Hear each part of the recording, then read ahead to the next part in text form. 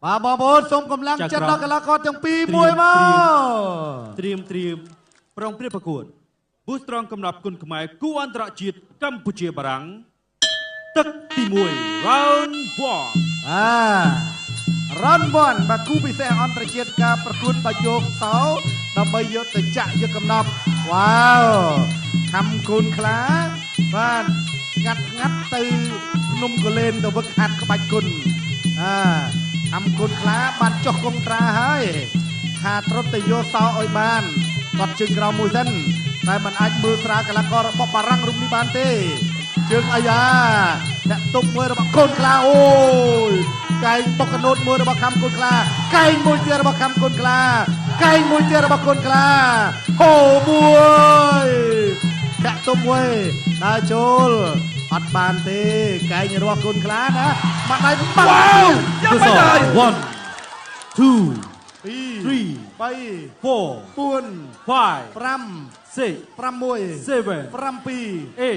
8 អត់បញ្ហាព្រេតនវិរាការប្រកួត Continue អាយ៉ាគូខ្លាបោះកែងកន្លែងនេះធ្ងន់មែនទេកែងបោះកណូតមួយទៀតរបស់កាប់គូខ្លាគាត់ជើងក្រោមមួយលុបបោះកែងកន្លែងនេះមួយទៀតអូយបាទបែកហើយមិនធម្មតាទេបាទវ៉ាវចេញលោហិតច្រើនណាបាទលោកពីលុត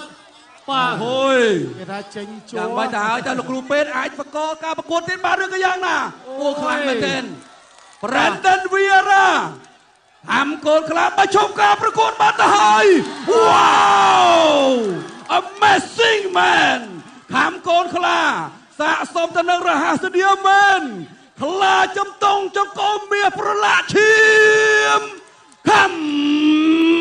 កូនខ្លាអូយឈាមច្រើនណាស់អូក្រុមការងារបន្តិចទៀតបាទបានយកអីជូតតិចណាវ៉ាវកូនខ្លាសុំមើលកែងតិចមើលអូយប្រើពេលវេលាប្រហែលក្រុមការងារសូមក្រុមការងារបញ្ជាក់បាទប្រើពេលវេលាប្រហែលពេលវេលាអាចនឹងទទួលបានទៀតអត់បាទអត់ទេបាទលោកពីលុតដោយសារតែនេះគឺជាគូបាទគោះកំណប់បាទចឹងគេថាអត់លើកទេវ៉ាវសូមជំរាបជូនអេដមីនឥឡូវនេះអស់ចម្ងល់ណាស់ហេតុអីបានជារហ័សនាមគាត់ចឹងអស់ហើយបានឥឡូវលោកពីលុតសុំមើលរូបភាពយឺតតើកូនខ្លាគាត់ថាគាត់ប្រើកែងពុះមុខកណូតចំកន្លែងណាឥឡូវសូមជើញមកសូមជើញណែតើវាធ្លាក់នេះចលោកែងបត់ឆ្វេងវ៉ាវចូលសាច់ល្អណាណែម្នាក់នេះនេះ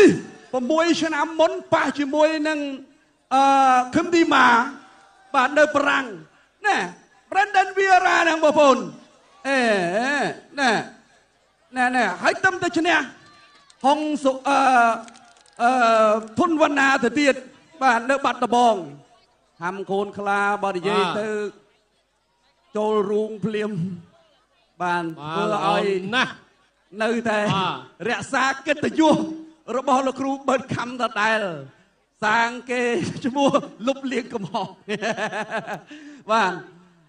ណាត់ធបដីជាទីគោរពអស់លោកស្រីនាងកញ្ញាសូមអបអរសាទរម្ចាស់សោមាស Boost Strong មានសិទ្ធិកាន់ទៅចាក់កំណប់រួមគ្នាជាមួយហុងសវណ្ណច័ន្ទសិទ្ធីខ្លាជុំតុងចង្កូមមាសប្រឡាក់ឈាមខំកូនខ្លា